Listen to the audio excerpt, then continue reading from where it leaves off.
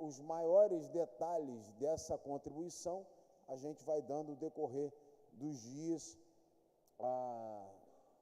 respeitando também aquilo que o nosso distrito vai fazer para ajudar através da pessoa do nosso SD. Eu quero que você abra comigo, por favor, a sua Bíblia.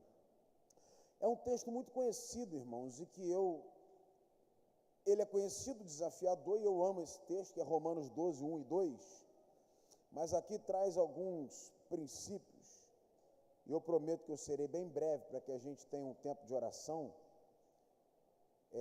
Aqui traz alguns princípios sobre consagração, sobre boca no pó, sobre vida com Deus, e eu quero compartilhar isso com você. Romanos 12, verso 1 e 2. À medida que você for encontrando, você já sabe que agora a gente lê a Bíblia em pé. Quem estiver aí atrás, por gentileza, se puder acender a luz, para o pessoal poder acompanhar. E aí depois que a gente acabar de ler, em breve a gente vai estar trocando essas lâmpadas todas da Sanca aí, vai ficar mais claro ainda, melhor. Diz assim a palavra do Senhor: rogo-vos, pois, irmãos, pelas misericórdias de Deus, que apresenteis o vosso corpo por sacrifício vivo, santo e agradável a Deus, que é o vosso culto racional. E não vos conformeis ou amoldeis com esse século, mas transformai-vos pela renovação da vossa mente, para que experimenteis qual seja a boa, agradável e perfeita vontade de Deus. Vamos ler o verso 2 todos juntos? Vamos lá? E não vos conformeis. Pode ler.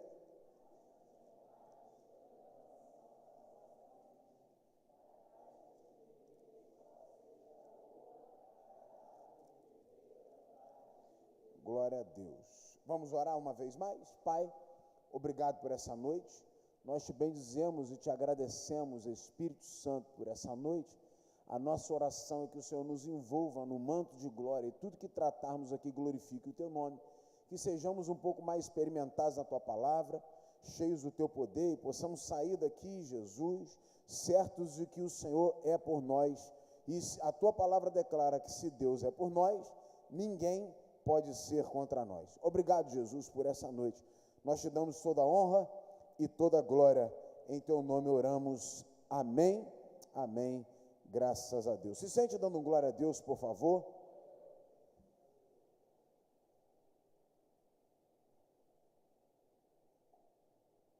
Queridos, o texto de Paulo aos Romanos, ele é um texto obviamente instrutivo. Ele é um texto direcionado para uma igreja que havia se distanciado do propósito do Senhor, da centralidade de Cristo e de uma vida em santidade com Deus. Paulo, quando escreve aos Romanos, ele começa nos primeiros versos, pautando a essa igreja como que eles se desviaram. E Paulo, então, trata a respeito do pecado da igreja de Roma. Paulo vai dizer que os homens deixaram o seu uso natural, e porque deixaram o seu uso natural, se envolveram homem com homem, mulher com mulher. Paulo, por conta disso, traz o problema dessa promiscuidade sexual, do pecado que isso traria para a igreja, as consequências da ira vindoura do Senhor sobre esse povo. Paulo trata a respeito do culto pagão, visto naquele tempo.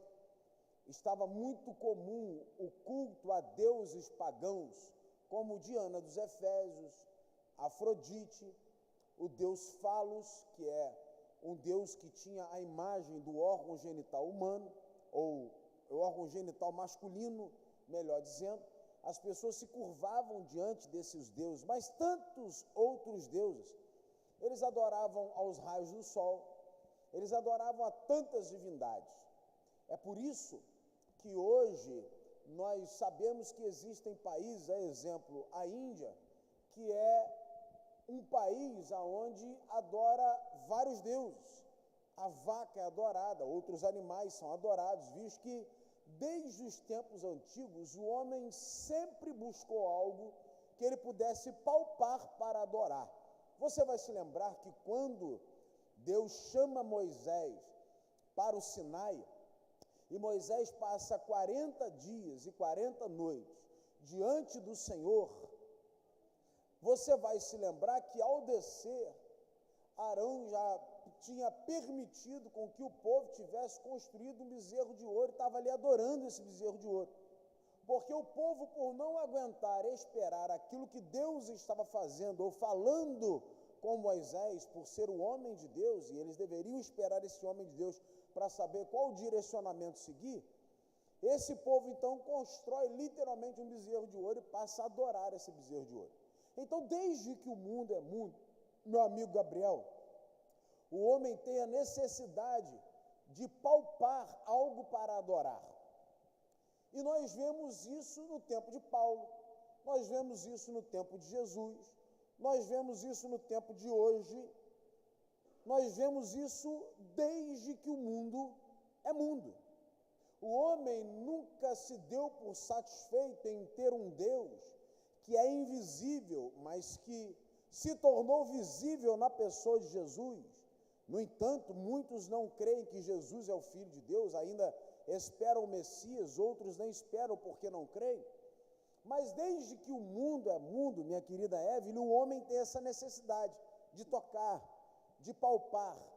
O homem tem uma carência tão grande que para ele apenas sentir e ser transformado por essa força, por essa divindade que é o nosso Deus, para ele não é o suficiente. Ele precisa se prostrar diante de alguma coisa.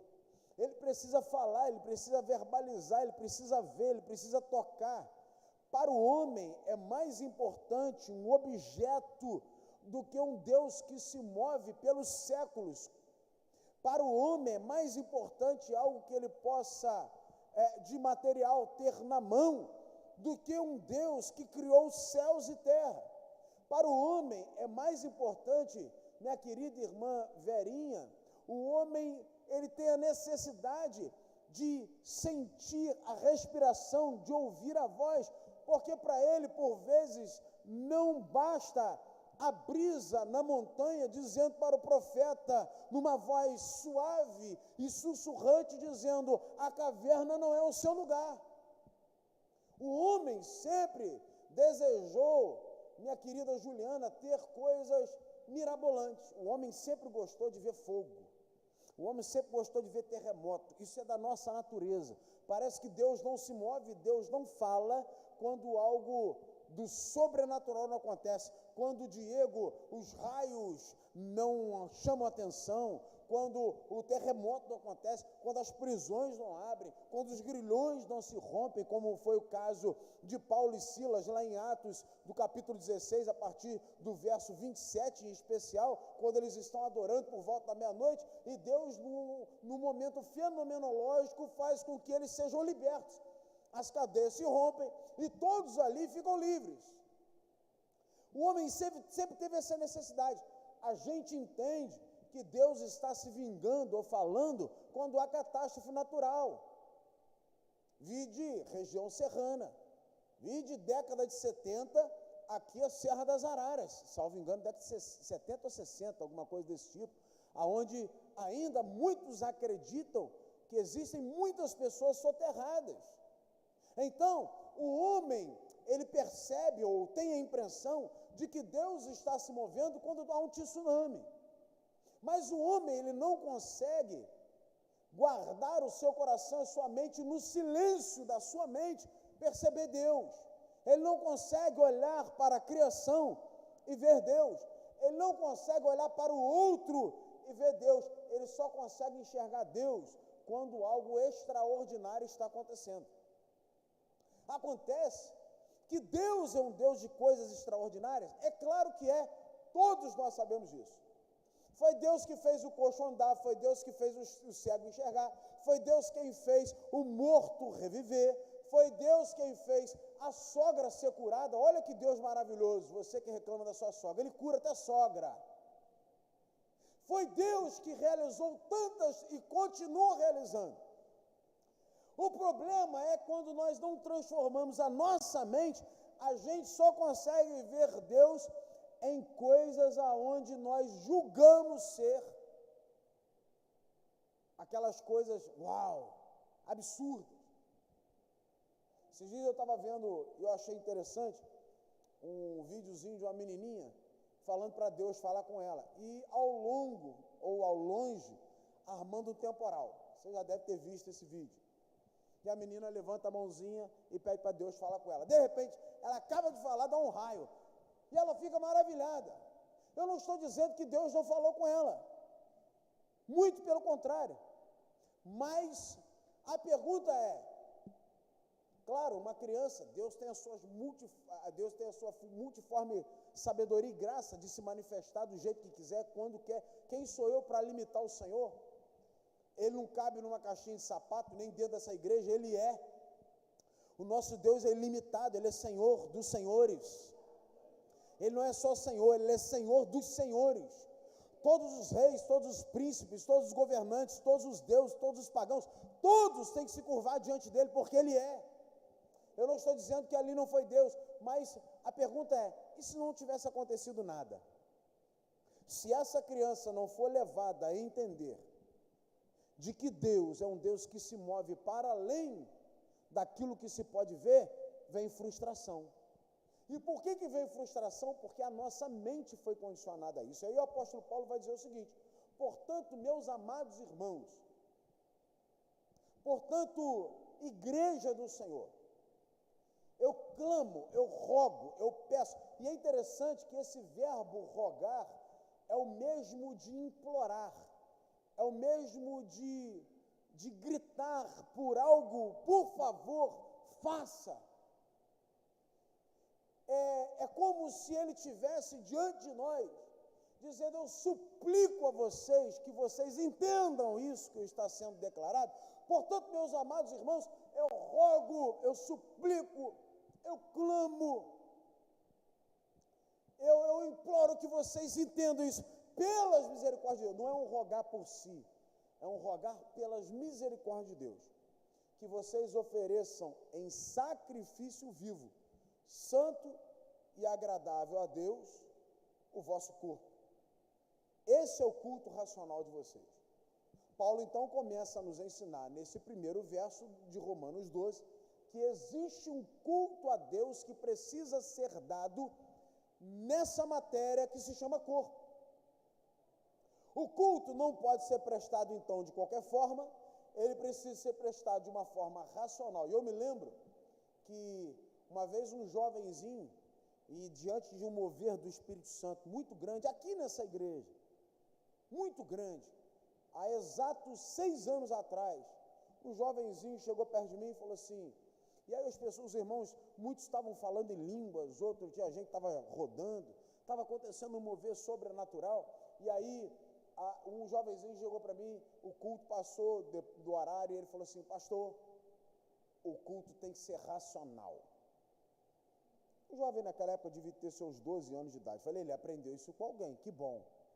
A minha pergunta a ele foi o seguinte, e quem tirou a nossa razão? Porque o Espírito Santo não tira a razão de ninguém, mesmo que você seja tomado por ele. Se tem alguém que tira a razão de alguém, é o diabo. Uma pessoa que está tomada pelas trevas, por Satanás, ele perde a razão. Ele volta daquele estado deplorável de manifestação, de endemoniamento, ele volta daquele estado sem saber o que aconteceu, porque Satanás faz isso. O nosso Deus não, ele te deixa consciente o tempo todo. Sabe por quê? Porque o nosso Deus é um Deus inteligente. Nosso Deus não é um Deus que vai lesar a sua mente para colocar em você o seu Espírito Santo, para depois você não entender nada, não. Ele te enche de graça, de favor e do seu Espírito, para você ser testemunha. Ele sabe, eu te revesti, te deixei consciente para você entender que só quem pode fazer isso sou eu, o Senhor. Amém? Então Deus não tira, Verinha, a consciência de ninguém. Pastor, eu estou girando no manto. Deus não tirou sua consciência.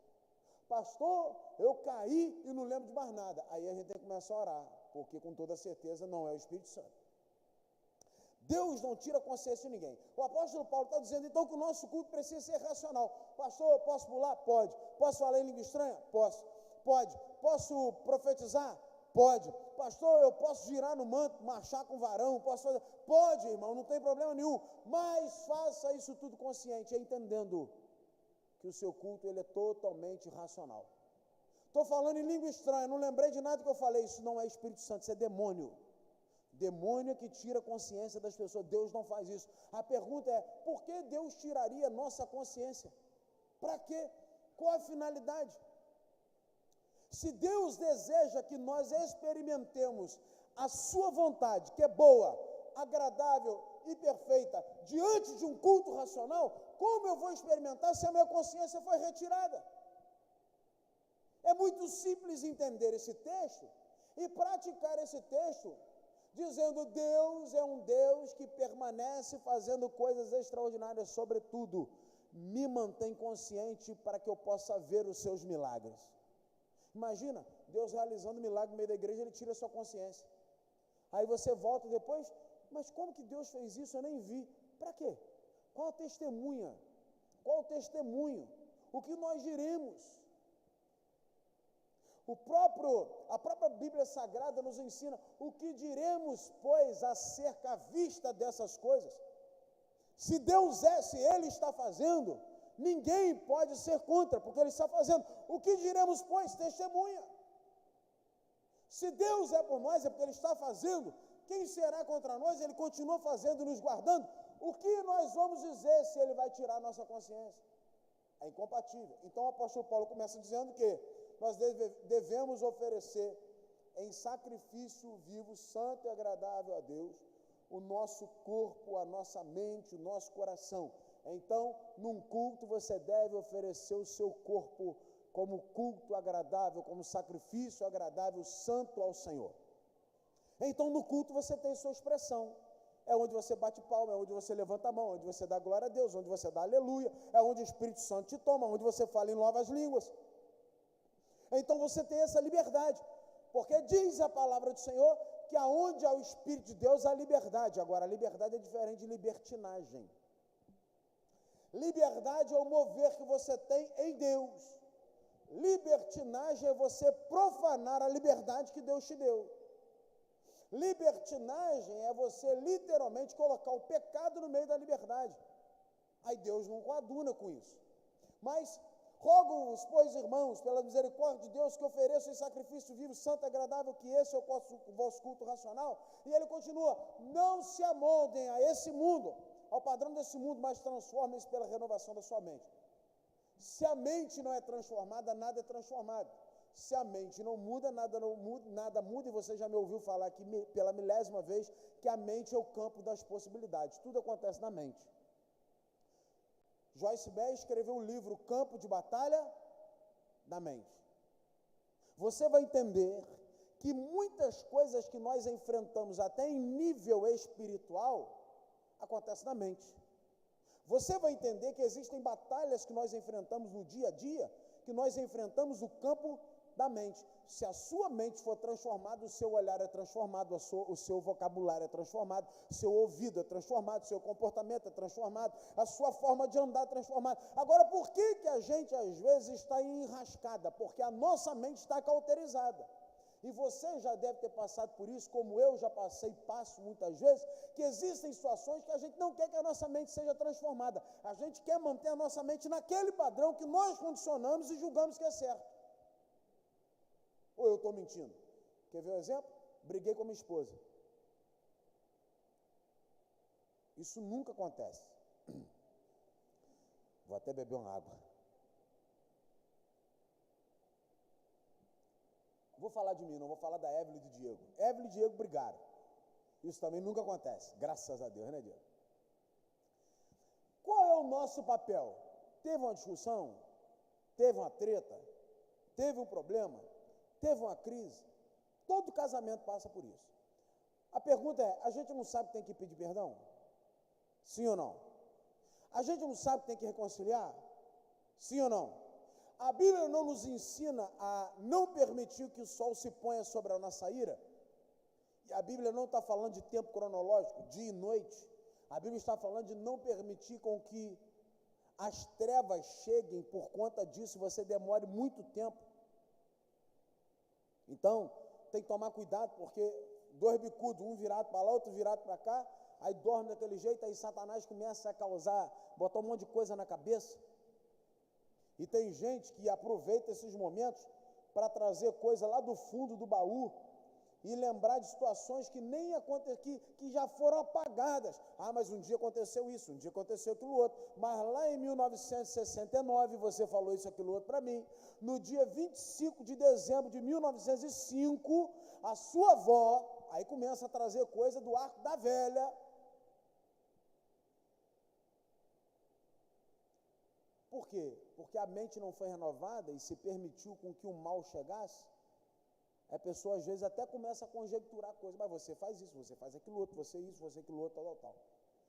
Não é muito mais fácil a gente perdoar? Chegar e falar assim, minha filha, vamos sentar aqui, vamos resolver aqui, eu te amo, dá um beijinho aqui, vamos reconciliar, que reconciliar é sempre melhor, né, irmão? Sempre melhor. Mas a gente às vezes perdura. Por que a gente perdura? Porque a nossa mente não é transformada, o nosso orgulho fala mais alto, a nossa altivez, ela está gritando, a nossa soberba é alta. Ou eu estou mentindo no que eu estou falando? Ou só eu sou assim aqui? Quem mais aqui tem coragem de dizer, pastor, isso acontece lá em casa também? Vou até fechar o olho para não te ver. Já vi. Nós somos assim, irmão. Agora, quem nos ensinou isso? Ah, pastor, eu vi meu pai. Não, isso é fruto do pecado. É por isso que se a mente não for transformada pela palavra, a gente continua cometendo erros, achando que é normal. Agora, o que a Bíblia diz? Não se amoldem, não se transformem, não se conformem com o padrão do mundo. O mundo é assim, nós não. Você vai se lembrar da pregação do Marco Teles e lendo a carta de Paulo a Timóteo, e a pregação ele resumiu a carta de Paulo a Timóteo, tanto da sua primeira carta quanto da segunda carta, dizendo o seguinte: olha, Timóteo, eles podem, você não. Você já me ouviu pregando isso aqui também, dizendo o seguinte: lá fora eles podem fazer o que quiser, nós não podemos. Por quê? Porque nós somos povo de Deus. Pastor, é difícil. Pois é, porque a gente não gosta de transformar a mente. A gente não gosta de ser renovado na mente. Agora, preste bem atenção. Quem não renova a mente não é capaz de experimentar, porque a Bíblia diz: transformai-vos pela renovação da vossa mente para que sejam capazes. Se a mente não for transformada, não há depósito daquilo que é bom, perfeito e agradável da parte de Deus para nós. Se a mente não for transformada, não há possibilidade de Deus implantar na nossa mente aquilo que é bom, agradável e perfeito. Não há possibilidade. Só há possibilidade de experimentar a boa, agradável e perfeita vontade de Deus quando a mente é transformada. Aí a gente se torna capaz de receber isso. Então, eu caminho para o fim, eu disse que eu não ia me demorar. Ele começa dizendo: misericórdia de Deus. Eu clamo pelas misericórdias de Deus. Misericórdia de Deus é ter compaixão. É a capacidade de sentir aquilo que a outra pessoa sente, empatia. É aproximar dos sentimentos do outro, é ser solidário ao outro, é você ver o sofrimento e dizer: pô, eu coaduno, eu sinto, eu entendo o que você passa. Portanto, meus amados irmãos, eu clamo pelas misericórdias de Deus, para que apresenteis como sacrifício. Você vai se lembrar que no Antigo Testamento o sacrifício era feito através de animais perfeitos. Não podia ter problema na pelagem, não podia ter problema nos olhos, não podia ter problema na unha fendida, não podia ter pelagem de outras cores. Por exemplo, se fosse caramelo era caramelo, se fosse branco era branco, se fosse preto era preto, não podia ser malhado, porque naquele tempo um animal dessa forma era tido como um animal defeituoso. Esses poderiam ser sacrificados para os sacerdotes comerem, mas para Deus não. Não podia ter problema nos olhos.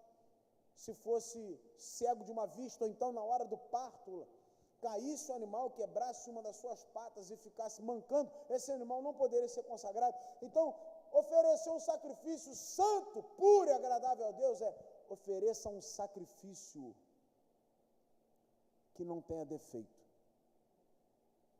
Ofereça um sacrifício santo, separado. Ofereça um sacrifício. É como se você estivesse colocando a sua vida sobre o altar. Você vai se lembrar de Abraão levando Isaque para o sacrifício. Isaque era um sacrifício vivo, sim ou não? Sim ou não? Você sabe qual é a maior dificuldade do sacrifício vivo? É que ele pode pular do altar, porque ele está vivo. Vou repetir isso. O maior problema do sacrifício vivo é que ele pode pular do altar, porque ele está vivo. Se você bota o sacrifício morto em cima do altar, ele não tem vontade, já está morto. Você pode tiçar fogo ali, está tudo certo. Agora o sacrifício, ele pode estar até amarrado. Eu não sei quem já matou galinha aqui. Eu lembro que minha avó ensinava a gente a matar galinha com 4 anos de idade, e a gente amava matar galinha. Meu irmão não, mas eu gostava.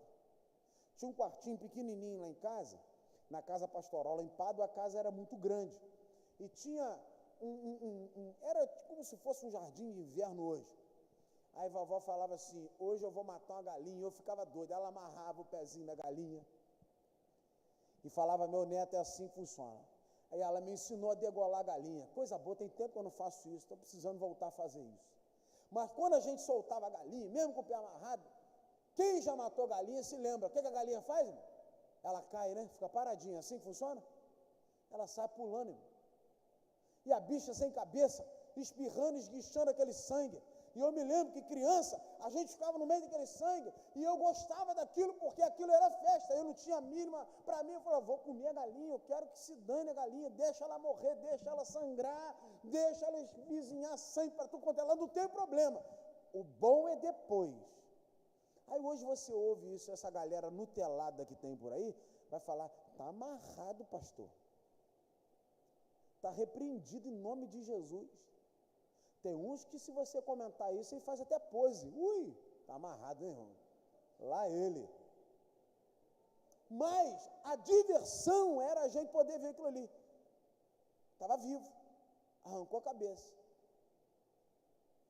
Era para estar, ou está morta. Mas ela continua pulando. Ela continua tendo ainda impulsos de vida. Agora, quando é vivo, que não perdeu a vida por completo, mas está amarrado, mas pode dar um jeito de pular, irmão. Está amarrado, mas ele consegue rolar. Não, eu não quero ser queimado, não. Você vai se lembrar que Isaac pergunta para Abraão, pai, tudo certo aqui para o sacrifício. Tem o machado, tem o fogo, tem a lenha, mas aonde está o novilho? O pai não teve coragem de dizer, filho, o novilho é você. Por que o pai não teve coragem? Porque nenhum pai em sã consciência quer colocar o seu filho em cima de um altar para ser queimado. Aí o apóstolo Paulo vai dizer para nós, olha, vocês precisam então apresentar a vida de vocês, o corpo, como sacrifício vivo. Vá para o altar sem pular, seja queimado pelo fogo do Espírito Santo, para que ele remova toda a impureza de você, a ponto de você ser consagrado a ele, ser santificado para ele, para a glória dele. Então o apóstolo Paulo está nos ensinando que nós até podemos pular, sobretudo se nós formos consumidos pelo fogo do Espírito Santo, ele vai nos tornar cada vez mais santos. Sabe qual é a minha oração nessa noite? Que o Senhor nos santifique pelo seu fogo, que o Senhor nos purifique pelo seu fogo, que o Senhor nos transforme pelo seu fogo, que o fogo de Deus nos consuma, que o fogo de Deus venha nos aquecer, que o fogo de Deus venha nos purificar, que o fogo de Deus venha trazer brilho, que o fogo do Espírito Santo tenha a liberdade de purificar a igreja do Senhor. Aleluia! Não fui eu.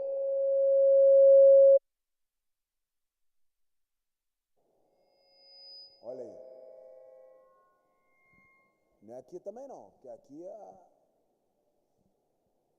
a bateria está funcionando.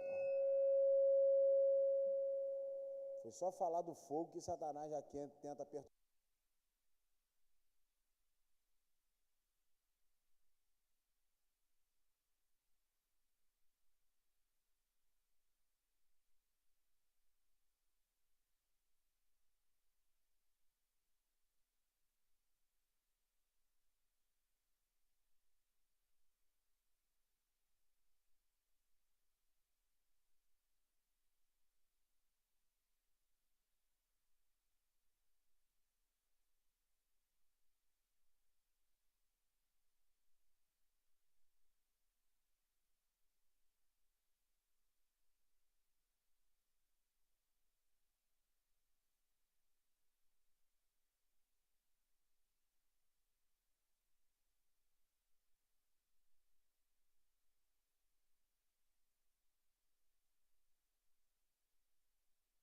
Vê se melhorou.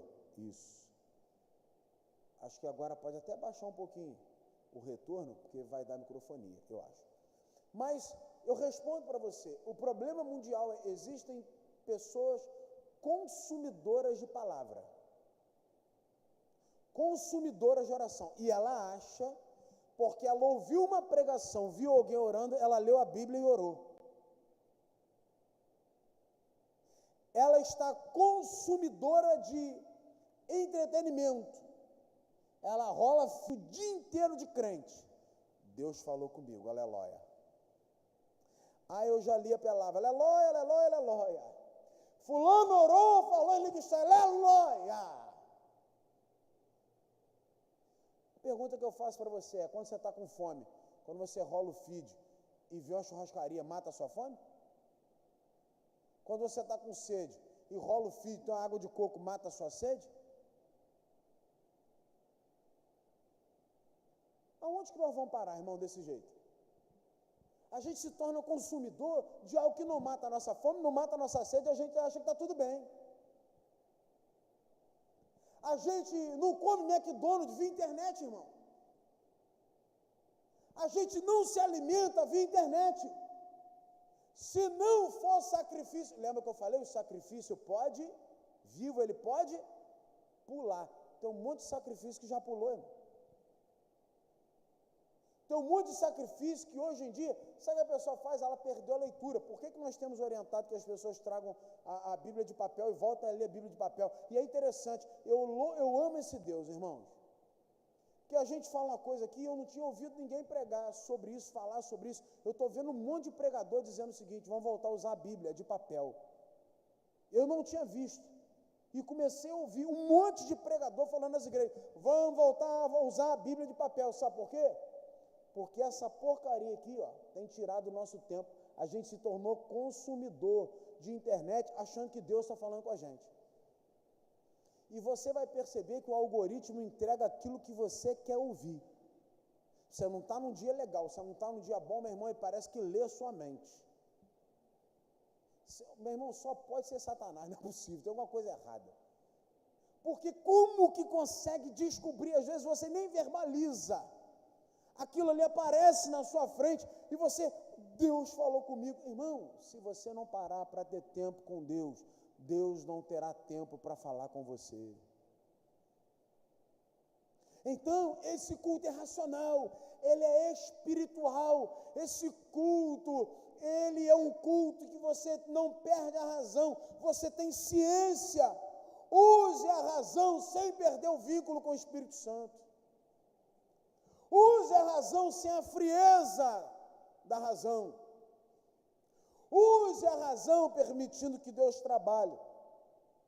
Não permita que a letra, você vai se lembrar que eu falei disso há pouco tempo atrás, seja o vilão da sua vida, ao contrário.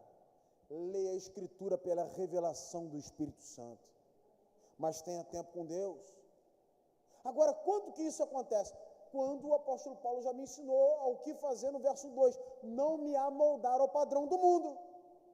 Eu não posso copiar padrões, eu não posso fazer aquilo que estão fazendo, porque a nossa mãe, vó, bisavó, tataravó e tantos outros que vieram antes de nós, já nos ensinaram, você não é todo mundo. Pastor, mas eles estão fazendo, o problema é de quem está fazendo, nós não vamos fazer. Por quê, pastor? Porque eles podem, nós não.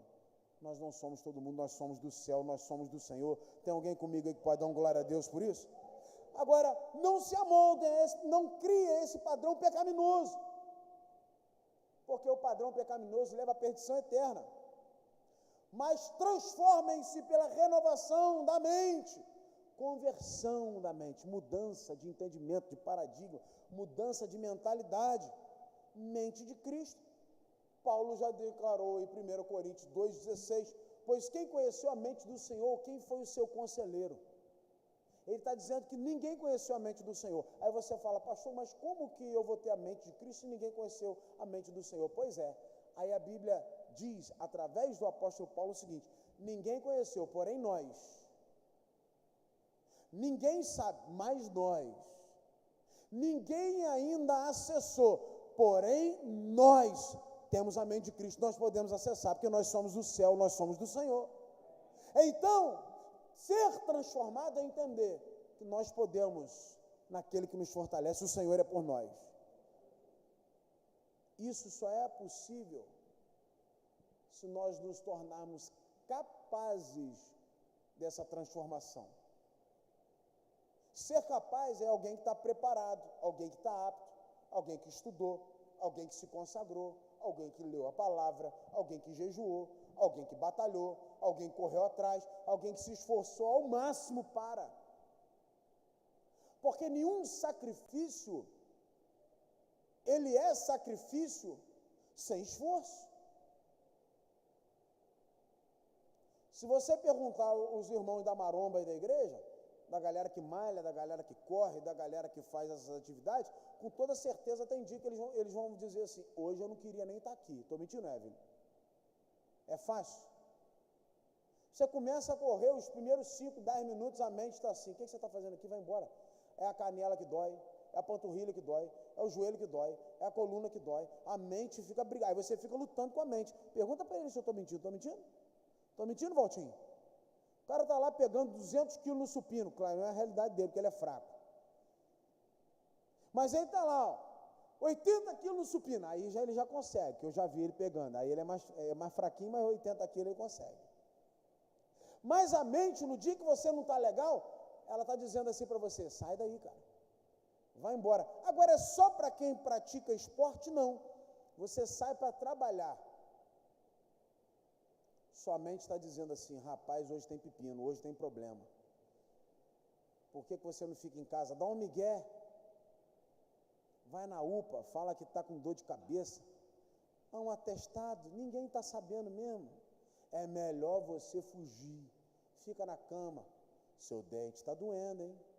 E a coluna que não para, vai lá dar um migué, irmão, aleluia, está tudo certo, é só um dia, é só um descanso. Isso não acontece com todos nós, irmão?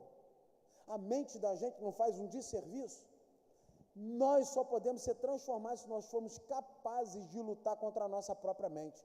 A nossa mente, ela causa um desserviço a nós quando nós cedemos aquilo que a mente não quer que o seu corpo se adapte a padrões, a modelos novos. A gente não gosta de coisa nova. A gente gosta de ficar naquela mesma coisa de sempre. Por quê? Porque a gente já se adaptou, se acostumou. Mas aí o Senhor está dizendo, para que você experimente, você tem que ser capaz. Então tem que estudar, tem que ler, tem que correr atrás, tem que jejuar, tem que batalhar. Irmãos, foram 4 anos, 5 anos na minha primeira faculdade. Você acha que foi fácil? Todos os dias atravessando Ponte Rio-Niterói. Saía 4 horas da tarde, 2h30 da tarde de casa, chegava às vezes em casa 11h30, meia-noite. Todos os dias, menos domingo, era de segunda a sábado. Você acha que não teve época de eu falar assim, ok, eu vou para fazer faculdade? Nada. Eu vou parar com isso. Aí depois a gente se lança na pós-graduação, aí a mente fala, para que vai estudar? Aí depois você se lança no mestrado, aí a mente fala, para que vai estudar? Aí depois você se lança em mais uma graduação, aí a mente fala, você vai largar tudo, agora, estando estabilizado, e vai para outro lugar, longe de todo mundo, morar dentro de um cubículo, com mais um camarada fedido, sai daí, rapaz. Porque a gente não gosta de sacrifício. Vou perguntar para as irmãs aqui, é bom lavar louça, irmão, todo dia? É bom arrumar casa? É legal lavar banheiro? É bom fazer comida todo dia? Pastor, eu amo fazer comida, é uma benção. Eu fico com a mão toda fedida de alho, de cebola. Olha, eu boto aquele bob no cabelo, depois jogo um lencinho em cima para os cabelos não caírem na comida, aleluia. Eu amo, é uma benção. Eu saio dali cheirosinha, com cheiro de bife pro meu marido. Pergunta aos irmãos se é bom, irmão. Pergunta se elas não queriam pelo menos uma semana de folga no resort, com massagista, tomando água de coco, comendo do bom e do melhor. Quem não quer, irmão? Passa a acordar meio-dia. A pessoa está com a vida ganha. Quem é que não quer? O corpo gosta dessas coisas. Agora, diz para o corpo, tem que acordar às 5 horas da manhã, tem que batalhar, tem que dormir tarde, tem que correr atrás, tem que estudar, tem que virar à noite, e você chora, e você empenha, e você vai, e você se desgasta. O corpo não quer isso. Aí o apóstolo Paulo está dizendo, então, se você não for capaz de se empenhar, você não será capaz de receber. E por último, só pode experimentar quem foi capaz de ir atrás para receber aquilo que Deus tem. Deus não vai, ouça isso aqui, eu vou terminar para você saber que é verdade. Deus não vai te dar nada de mão beijada, irmão. O tempo de deserto, de cordonizes, de maná, já acabou. Ah, pastor, eu queria tanto viver nesse tempo. Pois é, tinha cordonizes, tinha maná, tinha água, mas era deserto. Era deserto. Pastor, mas o Egito era prisão, era açoite, era vergonha. Pastor, o que eu faço? Olhe para frente. Por quê? Porque é na frente que está a terra prometida. Você já está nesse lugar que mana leite e mel, irmão. Você só precisa se empenhar cada vez mais para que você continue experimentando a boa, agradável e perfeita vontade de Deus. Seja participante das delícias eternas. Você só vai acessar o céu se você permanecer. Pastor, por que dessa palavra? Porque isso é consagração, irmão. É a capacidade que eu tenho de abdicar da minha vontade em favor do Senhor. Consagrar é sagrar com. Sagrar com é santificar com alguém. Santificar para tornar santo. A palavra consagrar, por mais que o prefixo venha antes do sagrar, mas é tornar santo. Esse tempo de santificação, de consagração, nós estamos declarando, nós precisamos nos tornar cada vez mais santo, porque santo é o nosso Deus. Que assim seja sobre nós a palavra do Senhor, a graça e o favor dele em nome de Jesus. Amém? Então, vamos orar? Eu queria que você, se você pode, somente se você pode, você vai dobrar o seu joelho nessa hora, diante dessa palavra que você recebeu, você vai dobrar o seu joelho e vai oferecer sua vida ao Senhor. Você vai colocar o seu coração diante dele. Você vai colocar os seus pormenores. Talvez você esteja em um tempo de aflição, um tempo de mente turbulenta. Coloque diante do Senhor. Às vezes é uma questão familiar, uma questão pessoal, você o sabe. Vamos consagrar nossa vida ao Senhor. Pastor, eu tenho um problema no joelho, na coluna, eu não posso ficar ajoelhado. Então você pode ficar sentadinho sem problema algum. Mas se você puder, se coloque de joelho. Você vai ter um tempo para falar com o seu Deus.